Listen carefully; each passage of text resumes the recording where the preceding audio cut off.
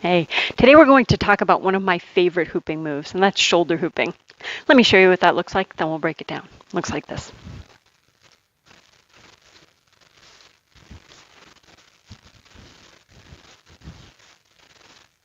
Okay, how do we get the hoop to our shoulders and how do we keep it there once it's there?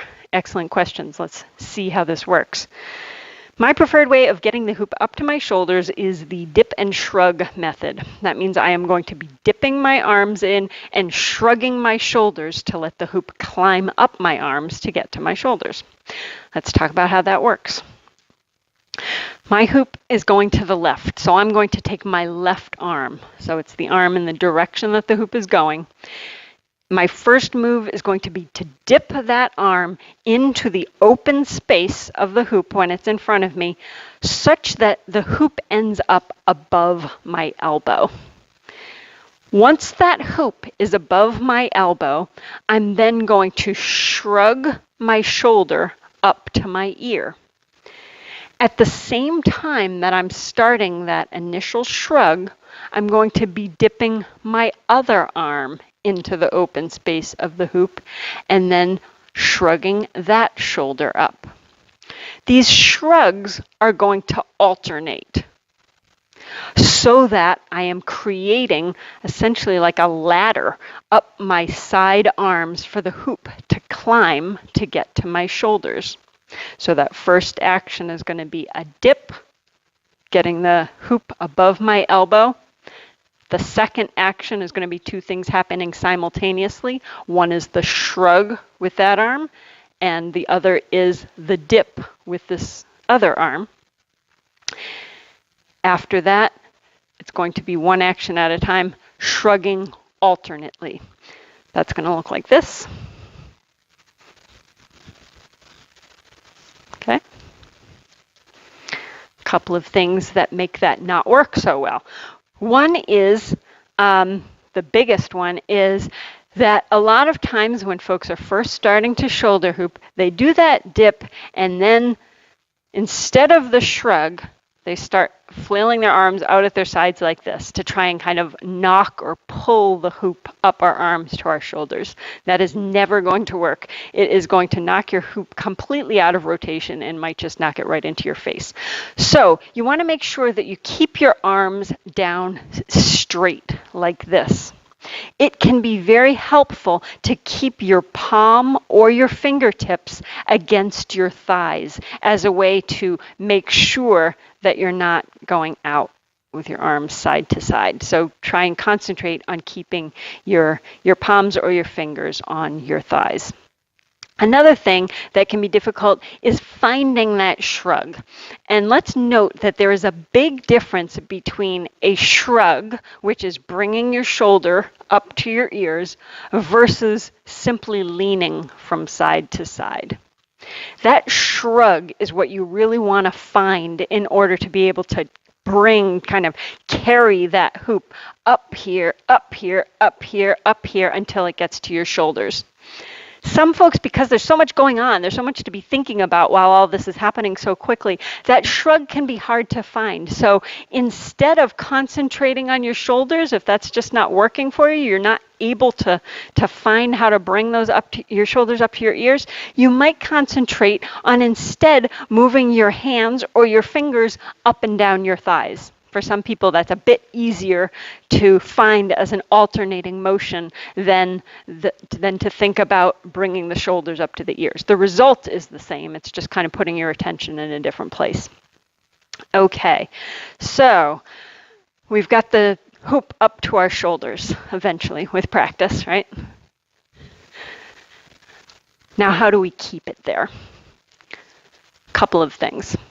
One is we want to make sure that we have very strong pushes with the front of our upper chest, the back of our upper back, and also with our sides, with the outside of our shoulders or our upper arms. The very best analogy or concept of the front and back push that I ever saw came from Carolyn Mabry, Carolina's Circles of Joy. She talks about if an ice cube were to be dropped down your shirt, right? So if it were to be dropped down the front of your shirt, you would go, If it were to be dropped down the back of your shirt, you'd go. So you're really doing a very concentrated motion of moving your upper chest out, your upper back out. That's really different than simply leaning your body back and forth. You want to be able to find those muscles in your upper chest and upper back and turn those into equally strong pushes in both places. But there's also a push happening at the sides, right, with your outer arms just below your shoulders. Some people think of that as with the shoulder that's in the direction that the hoop is going. Some people kind of move that arm in a tight circle as though that arm were helping to drive the hoop's rotation, while the other shoulder is more leveling, refining the right place, the right section of your upper arm to be holding that hoop. Some people think of it more as a strong push with the outer parts of either of those arms equal to or maybe not quite equal to the front and back push. But you definitely want to be finding contact and pressure at each of those points. And my experience is that the strong front and back push is typically what folks need to improve. The side pushes kind of find themselves, but play around with that timing.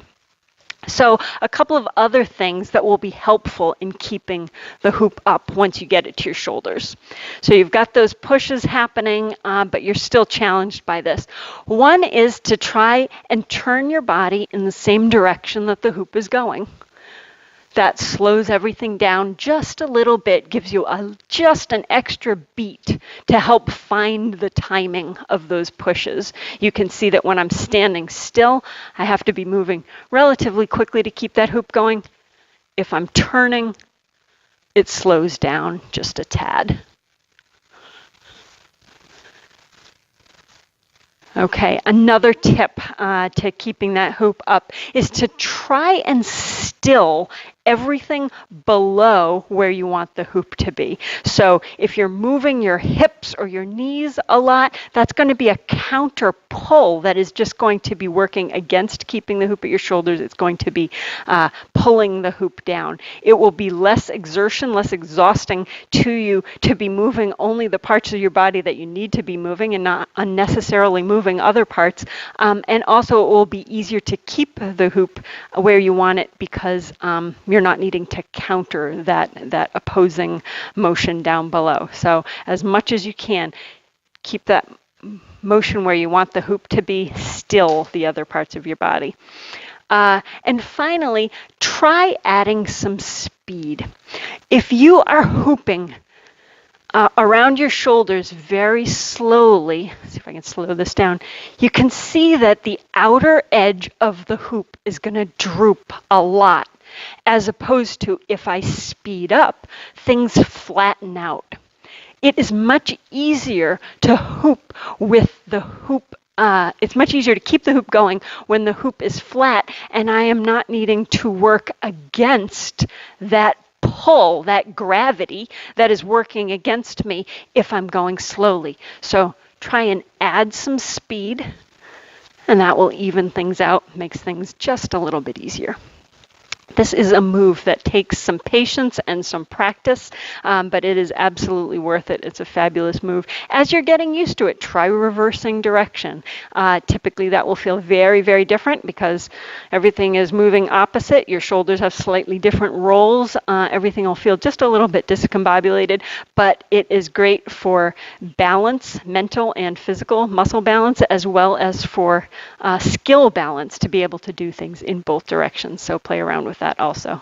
Be patient with this, enjoy it, and soon you will be rocking shoulder hooping. Good luck with it.